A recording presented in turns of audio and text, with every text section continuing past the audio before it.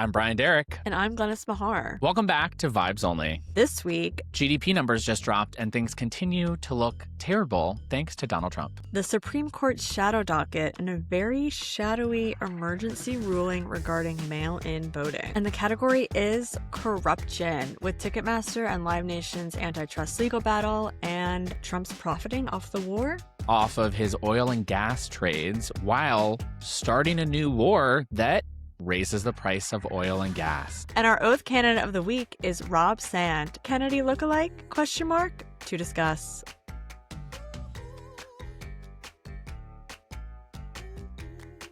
Glennis, did you hear the news? Rest in peace, Dolly. Rest in peace, Dolly. Not where I was going, but probably more important.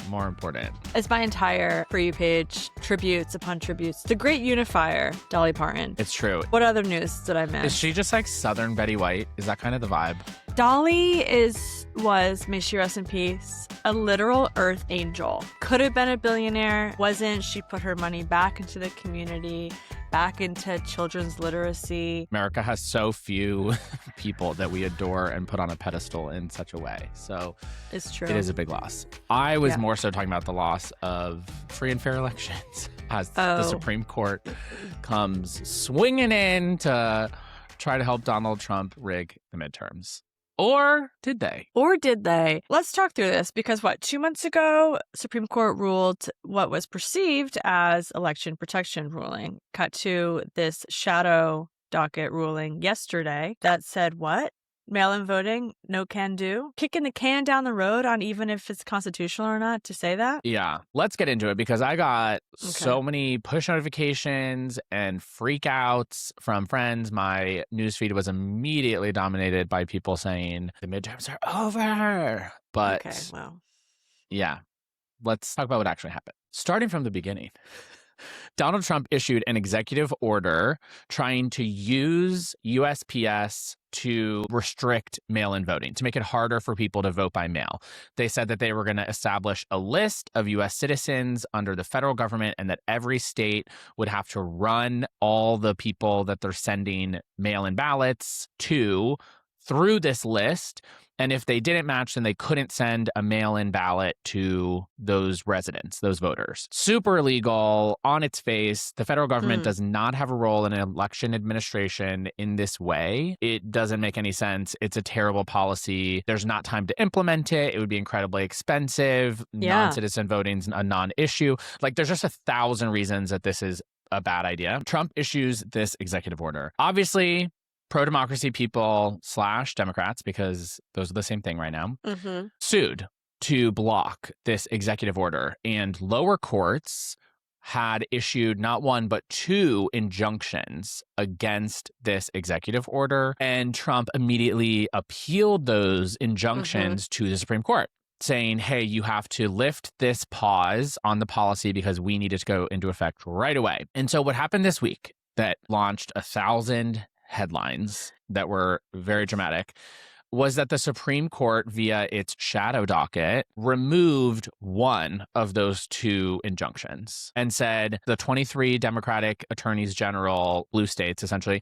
that were suing against this policy had not yet been harmed by the policy, and therefore they lacked standing to sue. Right. So the too long didn't read is that it's a procedural trap where the harm has to happen before the lawsuit can happen, which if we're talking about free and fair elections, it kind of becomes a moot point if people are disenfranchised because of this big government citizens list rule, and then it's chaos. Right. And so the states came out immediately after and said, okay, well, we're just going to re-sue you as soon as you publish the rule. I think Newsom was probably the first one to announce that. So USPS finalized the rule on Friday and is publishing said rule today. We're recording on Wednesday. So by the time you hear this, a rule will be public and the states probably will have already refiled their lawsuit seeking further relief. It's going to end up back in front of the Supreme Court again,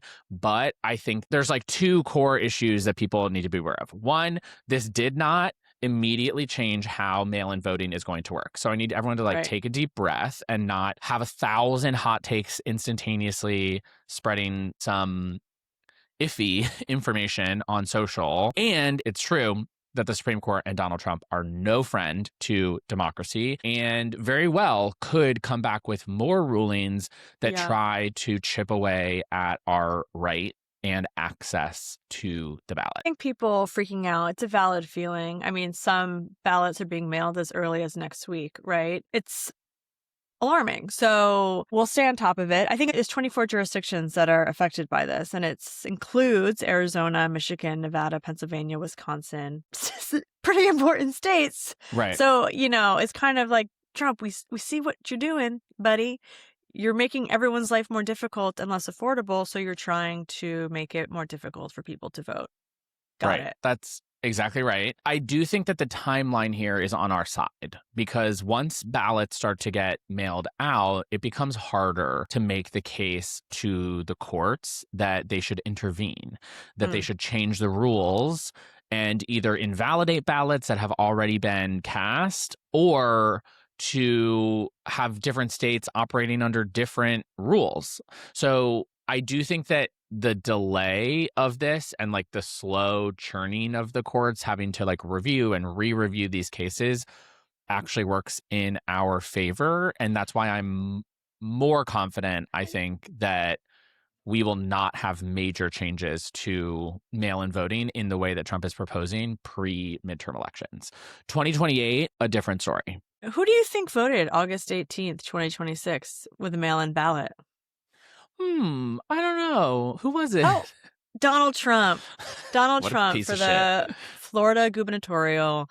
I actually looked it up because I'm petty. He voted by mail August 26, March 26, March of 2021, August of 2020, March of 2020, 2018, and 2017. All mail in. So Inherently corrupt, as he says it. but he is the figurehead of corruption, so 100%. And I don't want people to interpret this as us like just blowing off all the threats from Trump to the midterms because there are other ones that are ongoing, including by USPS. So he also has put 3 additional board of governors, 3 additional board members for USPS up who are election deniers, straight up, who like played a role in the 2020 nonsense and trying to undermine and overturn the election. So they could cause other problems, right? Just by slowing mail down, making it harder for people to get their ballots in by election day. All other kinds of nonsense could be going on at USPS and is, but this is at least one potential way for us to head off what could be a really dramatic intervention in the midterms. Yeah. And I just want to double down on the point that we made last week. This is why local and state elections matter. Your attorney generals are the first line of defense. Your governors are the last line of veto defense for state governments. So it's just, don't be naive to the fact that the federal government is trying to make it more difficult for you to vote, but you still have rights. You're still an American. Voting is your one of your most important roles as citizens. Sacred. So GOTV, baby girls. Absolutely. Okay, Brian, hot off the press, what did the jobs report just come out in the middle of a recording? Well, we just got a GDP growth report. Gross domestic product. Boom, there it is. For our econ heads. Big surprise. It sucks. In the second quarter, it shows that the economy grew at 1.5%, which is not good. That is not what we are aiming for. And that's not a surprise because no one can afford anything. And Trump is continuing to yo-yo on policies constantly that prevent any businesses from making any long-term investments in the country. That's why we're continuing to bleed manufacturing jobs and just jobs generally, why there's been a net loss of jobs in recent months instead of any sort of gain like we saw consistently in the 6-figure range under Biden. Yeah, just like more bad economic news, just kind of constantly. It was actually 89,000 manufacturing jobs have been lost since Liberation Day. And if you couple that with transportation jobs, it's at 189,000 jobs. So that's all thanks to Trump. Manufacturing, construction is down 14%. I want to talk about the tariffs that were announced on Monday. Like, we're trying to start a trade war with Canada, our friendly neighbors from the north, and they are not backing down. Succeeding at starting a war. What's also crazy, I was looking at some numbers yesterday. The Supreme Court struck down the tariffs in February, as we all recall. And yet, 6 months later, the tariff rates are higher than when the Supreme Court struck down the tariffs. The average American household is paying over $1,000 with additional tariff costs. I think it's an underrated shift under the second Trump administration that we've basically seen the death of deference. That in the past, when the Supreme Court would rule on something and say this is not allowed, typically presidents would give relatively wide latitude to that ruling to say, okay, understood, we tried, we're going to go work on something else now. A good example of that would be Biden with student loan forgiveness in like the way that he handled that. Once it was blocked by a court, they stopped. They tried to do other stuff on student loans and like restructure whatever, but they stopped doing the exact action that they were doing. What's happened under Trump is now they say, we're doing this thing and we're allowed to do it because of Law A. The Supreme Court says you're not allowed to do that. Law A does not allow you to do that. The next day, the Trump administration says, okay, we're doing the exact same thing because of Law B. Law B says that we're allowed to do that. And then the courts come back and they say, Law B does not give you the power to do that. You are not allowed to do this thing. And then Trump continues, doesn't even take a break, continues doing the exact same action and says, we're allowed to do this because of Law C. Because the courts work so slow, you effectively have policy in effect that has been struck as unconstitutional because the president just refuses to like hear what's being said. No, it's literally insane that the Supreme Court of the United States said these tariffs are unconstitutional. You cannot do them. You know, you were in like middle school and you wanted to make your papers seem old, so you would like put tea leaves on them and then burn them. He's just burning the Constitution. He does not care. He does not care with the DOJ that is supposed to be independent from the office of the presidency, but this DOJ works directly for Donald Trump. It is just his little puppets to make sure that he gets what he wants. Why were they teaching us to make forgeries in middle school? I mean, like, they weren't great. Like, why was that? Like, the priority is not like on the content of the Constitution or like whatever the fuck that we were like, reading. Extra credit if you make it look old. Right. It was like, no, I need this to look real. I need you to be convinced. Like using twine to like close it. Like what? Oh, God. Yeah, I think that you're right. And this is also why the shadow docket has become such a major topic. Well, let's pause. Can you explain what that means? Yeah, the shadow docket is when the court issues emergency rulings without the full rigmarole, oral arguments and debating it for months and writing a lengthy opinion and having certain justices sign on to that opinion, not sign on to that opinion, which, as we've all sort of witnessed year after year after year, oral arguments are in December. We hear back on the major cases the last week of June. Like, it takes forever. And so the shadow docket is a way for them to just like more quickly turn things around and be like, yes, no, yes, no. But the number of cases that they've taken under the shadow docket has exploded. It's like way more rulings coming via that, which is a much less transparent process. You don't even know what justice like wrote the opinion or whatever. What they are choosing to rule on via the shadow docket has also expanded. And so it's really been a massive expansion of the conservatives exercising crazy rulings and powers from the court without any transparency. If you're an American and you're seeing these rulings come out of the shadow docket, you should be really pissed because the Supreme Court's job is to do all of this in the open and it's recorded and you can listen to everything and you can hear all the questions. And this is like them pushing you, the American citizen, out of the room, closing the door, reading their conservative amicus briefs and talking to their little conservative clerks and writing things that directly impact you. That's exactly right. And if Trump is going to just continually push the envelope and make up justifications and cite laws from 200 years ago to give him some new, never before seen power over things like tariffs, and the court is the only viable option for us to intervene, it's really important that we know what is going on there and that they actually are having a fair process to make those kinds of rulings in a timeline that is responsive to the world that we live in. I mean, in reality, not to go there, but like it's another reason to expand the court. I was about to say. The number of cases that the Supreme Court can take on hasn't changed in a really long time, but it's in like the 60 to 70 range a year. And that's of the 10,000 plus that are that people are like trying to get them to take. It's a court expansion opportunity to say like, actually, we really need a Supreme Court that can hear 300 cases a year and issue rulings. We need you behind that bench every single day, okay? Right. If we're working hard, you're working hard. I also saw that the tariff rate is suspected to climb to 11.8%, almost 12% by December. So Merry Christmas. Happy Hanukkah. Okay, so yeah, just to clarify there, we have new tariffs on Canada because I don't even actually really know what started this one. Do you know? Basically, they were in negotiation for a new trade agreement, and then the United States wanted Canada to agree. If the United States decided to put economic sanctions on a country or to change the tariffs on a country, they wanted Canada to equal those tariffs against to match that country. Our energy. Okay. And they were like, no. The negotiations fell apart, and they just kind of went to war. Got it. That's why we have new Canada tariffs. Plus, Canada has now, I think, put a 50% tariff on all U.S. imports as well. So hurting businesses like twofold, imports, exports.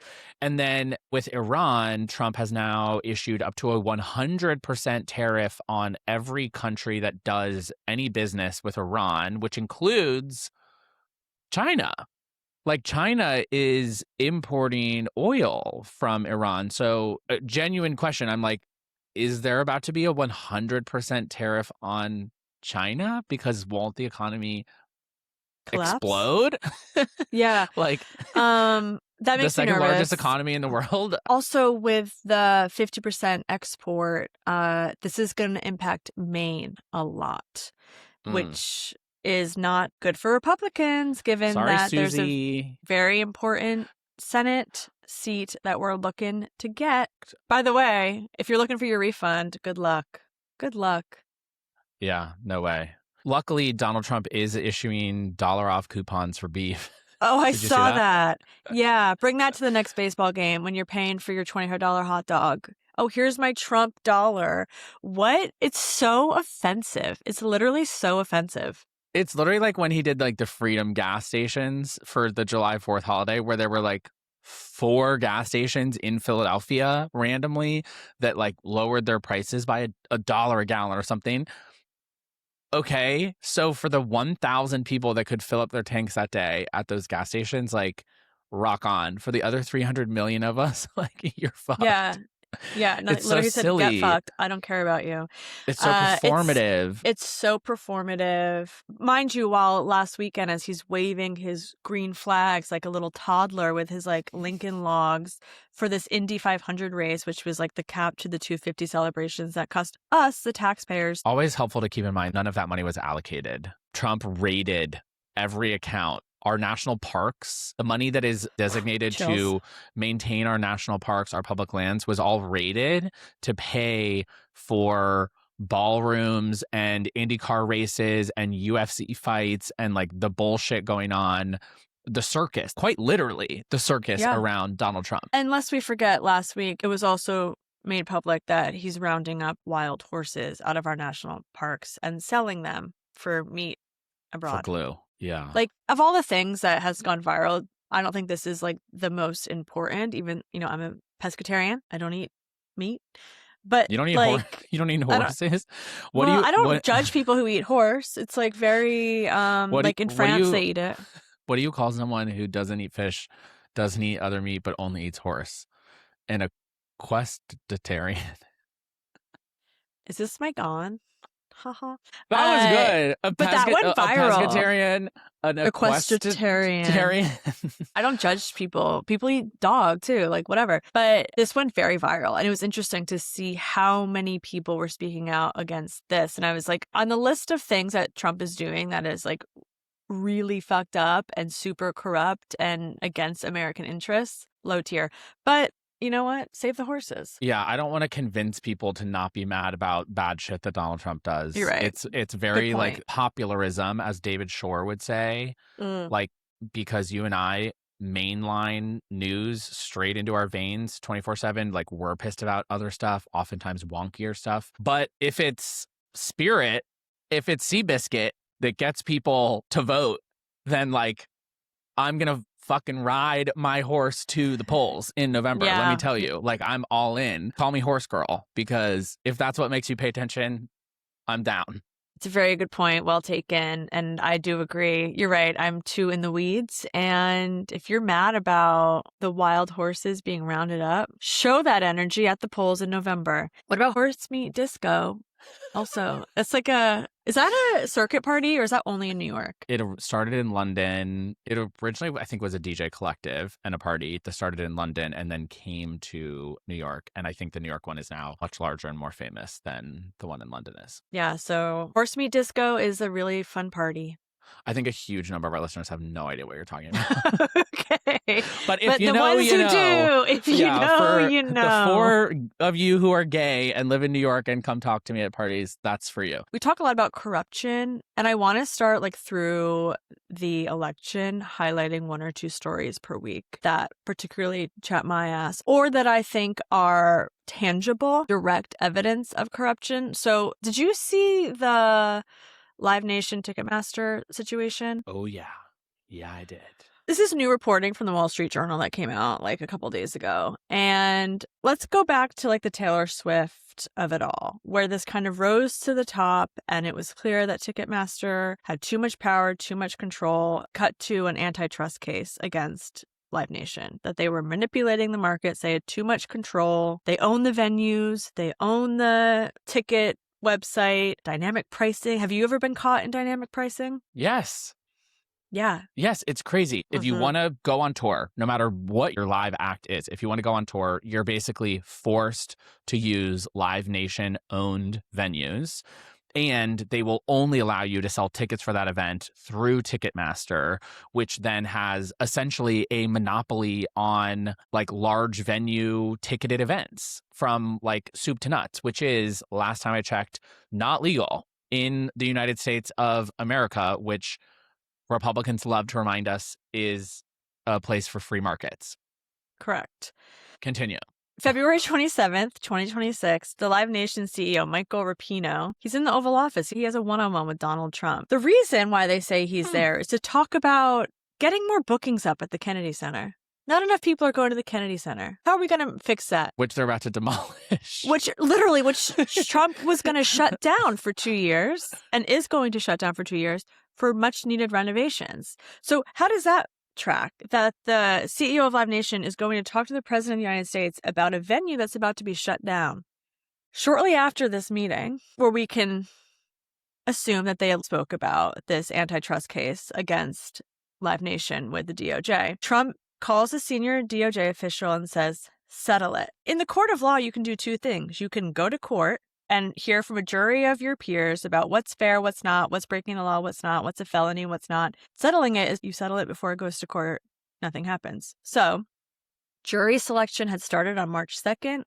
Oh, the case was settled on March the 5th. Yeah. So a few things stand out to me about this case. Number 1, Trump making a phone call to specifically direct DOJ to settle a ongoing case might sound relatively innocuous. That kind of political intervention directly into the DOJ is not something that we have seen before. Number 2, the way that Live Nation got this case settled, that they desperately did not want to go to trial, was not by hiring really experienced antitrust lawyers. It was by hiring James McDonald, who has no antitrust experience, but represented Donald Trump in criminal cases in New York.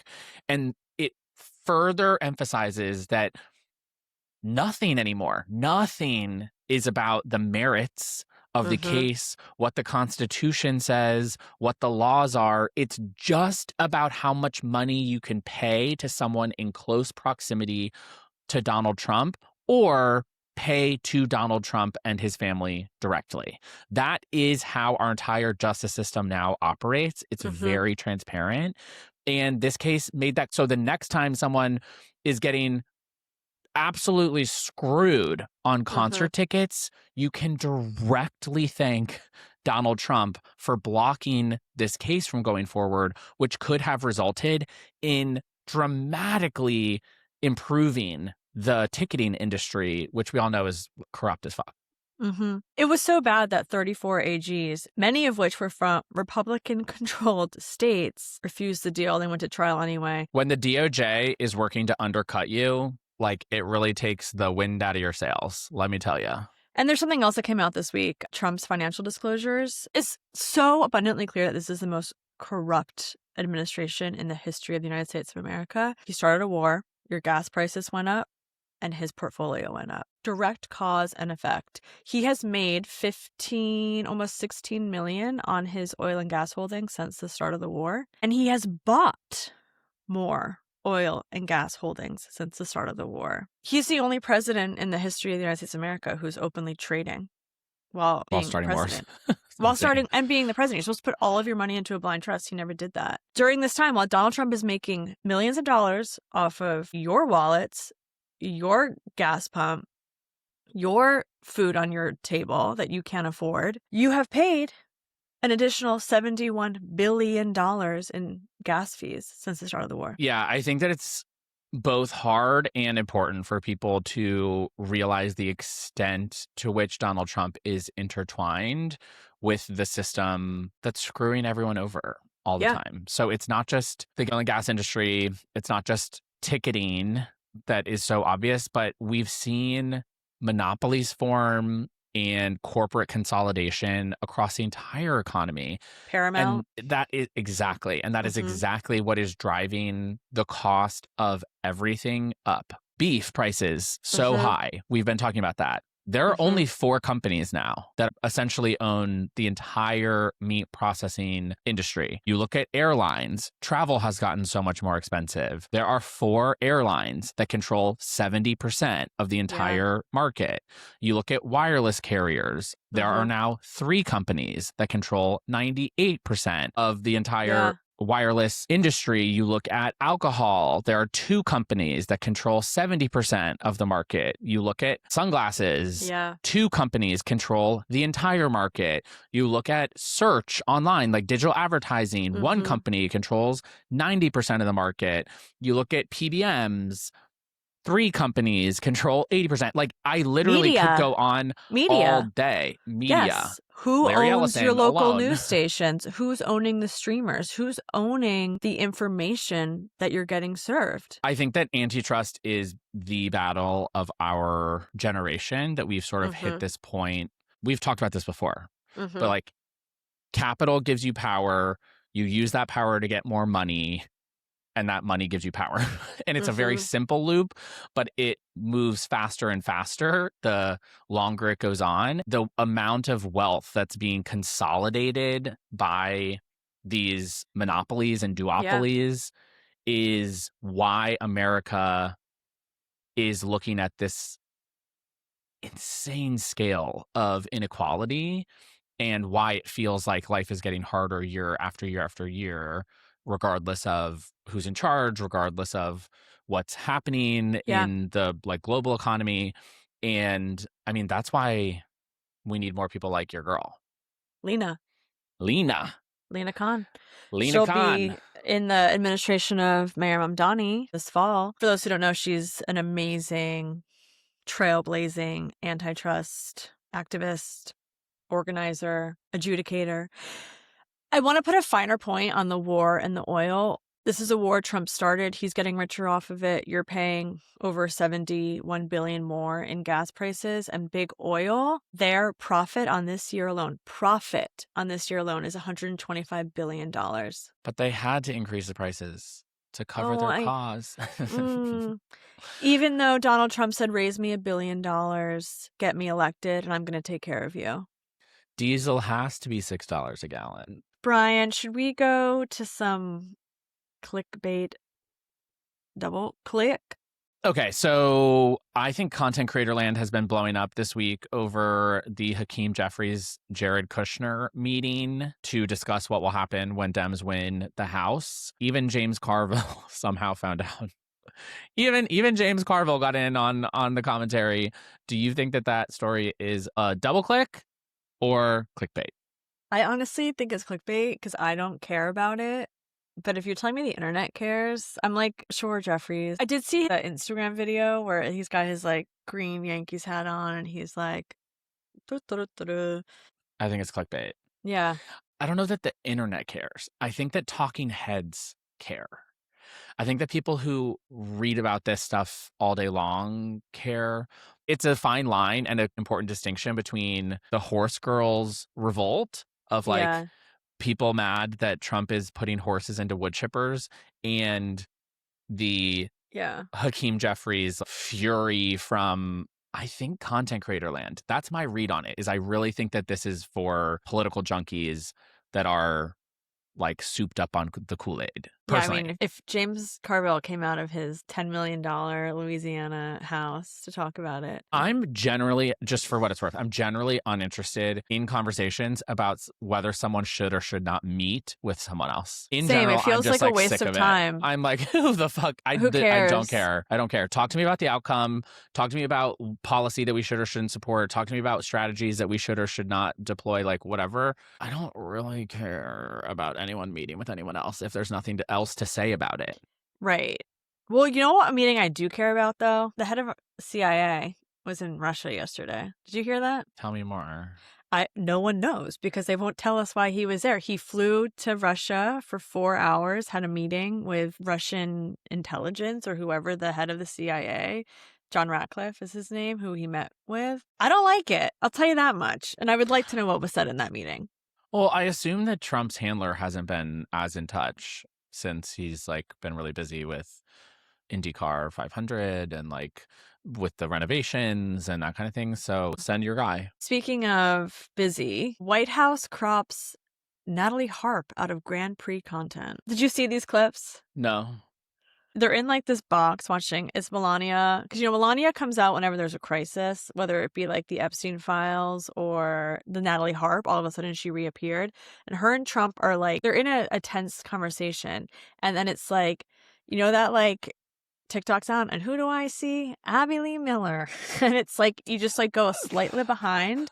And Natalie Harp's there like. And then as soon as Natalie Harp shows up, Melania leaves. And then the White House cropped Natalie out of the photos that they posted from the Grand Prix. I mean, I think that it's funny. And I think that like them chasing their tails over this is like, we already said it last week, kudos to John Ossoff for hitting such a sore spot for them and just pushing. I love it. But I mean, ultimately clickbait.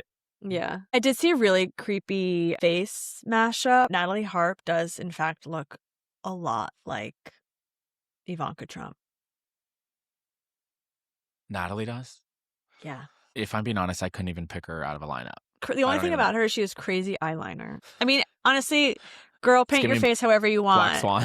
I don't want to like judge a woman for how she paints, but she's something else. Our next one, the Department of Homeland Security acknowledged that the non-citizen voter numbers that it had put out were, shocker, inflated. They said that there were 16,000 non-citizens registered in Nevada, but they actually went through that list and got it down to 185. So only off by what? 97%, 98%. It's tough because I know no one's going to read that, but it is double click to our earlier conversation about the Supreme Court mail-in voting ruling this week. Like, the damage has been done. People probably saw that fanatical headline, like, wow, there's 16,000 U.S. citizens on the voter rolls in Nevada. And that number sticks, not the correction. It's a double click, and that's like, you should be reading the newspaper, people. You should be reading headlines. You should be reading corrections. But the damage has been done. I don't know. What do you think? Yeah, I think it's a double click. Dems need better messaging on this issue. We're always so quick to try to point out like non-citizen voting doesn't exist, which I'm pretty sure I said earlier this episode. I think that electeds should probably just more so be leaning into non-citizens shouldn't vote. I agree. Because it's not a thing. Just say the thing that people want to hear from you, even if that means not correcting the record as much. We can still say it, but like, don't be so absolute with something that happens at a very, very, very, very, very, very, very small margin. Totally. While non-citizen voting is not a thing, and we should continue to tell people that it's not a thing, I think that it's also okay to just agree and be like, yes, we agree that only U.S. citizens should cast ballots in federal elections, and that is the law right now. Yeah. I don't know. Whatever. We didn't want to talk about this week because it doesn't matter. But in South Carolina, Lindsey Graham's unqualified sister won thanks to a shot to the vein with an $800,000 super PAC spend the week before and Donald Trump's endorsement. I don't know if you saw her speech at all, but it's going very, very viral. So I'm going to play this clip for you, and then I want to tell you how the Democratic side of the internet reacted, because she's making a point, but I don't think she realizes the point that she's making. I grew up in the back of a bar and liquor store in one room in central South Carolina.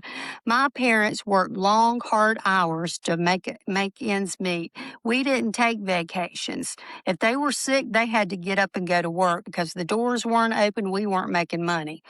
My mother passed away when I was 11, and my father just over a year later. The internet is going wild. They're like, so you're saying if your parents had access to like affordable health care, they wouldn't have died? You're boasting that you grew up poor and in the back of a liquor store and your parents had treatable diseases, but because they didn't have access to affordable health care, they just died. And that makes you stronger as opposed to like the clear opportunity in front of us, which is to have some version of universal health care so that everyone, no matter your socioeconomic status, should have access to basic health care. This dystopian conservative messaging that is trying to create this worldview for their electorate. There's villains, they're othering people, when there's enough money in our government to make sure that every single person has access to affordable health care. And not to mention, a lot of these Republican senators and House members voted for the big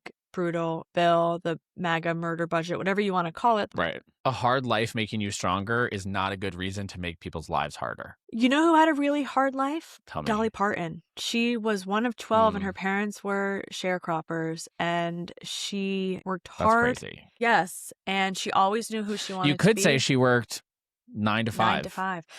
But Dolly worked more than 9 to 5. She was working probably up until the day that she got checked into that hospital.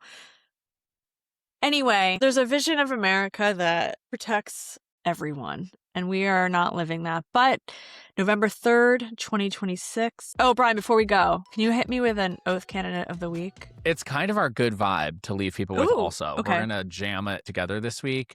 Our oath candidate of the week is Rob Sand. Rob Sand is running for governor of Iowa, which might sound like exactly the kind of race that I would normally tell people not to donate to, because Democrats haven't won in Iowa, it seems like, in forever, regardless of what Ann Seltzer said in 2024 when Kamala Harris was winning by 12 points in her poll. Well, this time around, multiple prognosticators now have the race leaning in Rob Sand's direction. He is actually the favorite in November, which is bananas. It's giving Andy Beshear energy, right? In a big way. Andy Beshear being the Democratic governor of Kentucky. It just like seems like it's impossible, but here we are. He's running an incredible campaign. The Iowa State Fair has been going on and he is killing it. Just like really, really knows the voters of Iowa in a way that's allowing him to carve his own lane and define what being a Democrat means to him and maintain like mass appeal in Iowa. So it's a very masterful campaign, very exciting to see.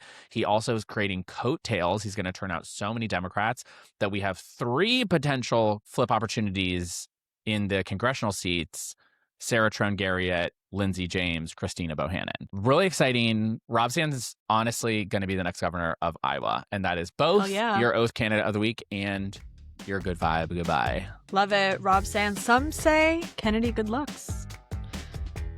That's what the internet's saying. But unfortunately, I think it's like JFK sickly Kennedy. It's not like... Yeah. Sure. Don't Google him, but make sure to vote for Rob Sands for governor of Iowa. And that is Vibes Only for the week. Please make sure to comment, share, and have a great week. We'll be back here next week, same time, same place, to check the vibes of American politics and keep you guys in the loop on everything midterms. Iowa. Bye. Thank you for that. Yeah.